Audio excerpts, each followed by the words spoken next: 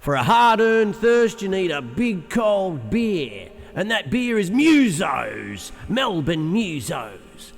You can get it playing heavy metal. You can get it hanging it on Chris's big-ass drum kit.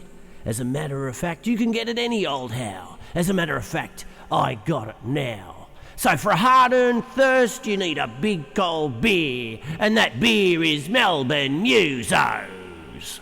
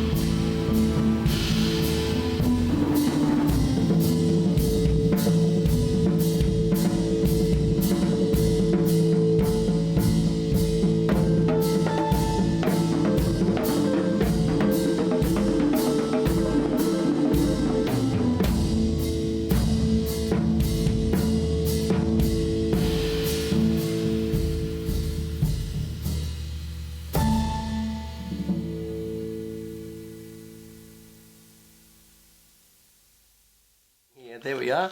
So we're back from the break and we're talking about mentorship. We're talking about lessons learnt perhaps, and things that we actually try and pass on to the people we perhaps teach and mentor and all of this sort of business. I might get a little bit technical now. You're mastering. Tell me a little bit about your trade and all that. What comes in? You're sitting here, you've had the best, you know, some of the best things. You've got your name on some incredible stuff. You can name drop as much as you want. And then again, you'll have somebody come in with their stuff and you go, what the hell am I going to do with this? And all this sort of stuff. So tell us a little bit about those kinds of experiences. Well, essentially, the best definition that I come up for this job is to say that I'm a facilitator helping an artist realise their vision for their art. So when it comes here, it's the art is pretty much completed. That's why I struggle sometimes with master engineer being seen as an art, as more of I consider myself more a craftsman than an artist, right? Because the art's been created. Yeah. Right? From nothing came the words, the music, the sounds, all that. You know, the painting, or whatever. Yep. So I'm just there to take someone's picture and reframe it. You know, or frame it in the best possible way. So, so from a sonic point of view, I guess the easiest way of trying to explain it is most people that would maybe remember, or even on computers now, you'll get bass and treble controls to manipulate the sound of music. You know, just at the most core basic level. So think of it. What I've got here is a whole series of different bass and treble controls, different. A palette that's got different kind of colours that I can dip into to make, you know, to mix and match the colours, and then colour the sound will make it a little better. So it's the idea is to make the overall the music to sound as best, as clear, with the most amount of fidelity, with great, you know, dynamic range, and also most importantly for it to be able to play well across a broad variety of playback systems. So whether it's anyone listening to the laptop, which a lot of people do on, you know, small devices, to great car stereos, to a club system, to a really hi-fi system, to just a real old crappy throwaway system. Wherever you play it, it's got to kind of have a certain consistency through it that makes you go, yeah, it doesn't go, oh, it sounds really good here, and all of a sudden, oh, why are we missing the bass here? Why does it sound like that sort of thing? Translation is what they call that. So effectively, that's my job, and I get to do lots of different bands and artists, and if they want to find out more, they can go to my website. Because here's the thing, man, like you work on all these bands, and then people ask me, who'd you work with? And I'm like a deer in the headlights, because I just freeze, because I don't consciously think about that. It's always exciting to do a job, and particularly if it's a name artist or whatever, but once it's done, it's kind of done, and then I'm not revisiting it over and over. It's committing something to memory, if you will, by you know. So yeah, no, but I've been very, very fortunate that I've got to work with some amazing bands and amazing talent, and you know, quite often I get asked, well, who's the best or who's the biggest band you work with, and they're all I mean, yes, there are some bands that I may have a bit more of a leaning towards, but in the context of what I do, they're a client. And they're all the same, and they all have the same level of importance and care, because ultimately the buying power of the money they give me is the same, because no fucking checkout girl ever took a $20 bill off me and said, oh, you obviously worked on that neighbourhood album. Like, oh, 2 million sales there. Oh, there's more value in this dollar. Do you know what I mean? And who's this? Oh, it's some shit band from Brunswick. Oh, sorry, mate, you can't afford your groceries with that. That's very funny. No good. Do you know what I mean? And I'm being a little bit facetious, but it's... Oh, I didn't take it as that. I thought it was just funny.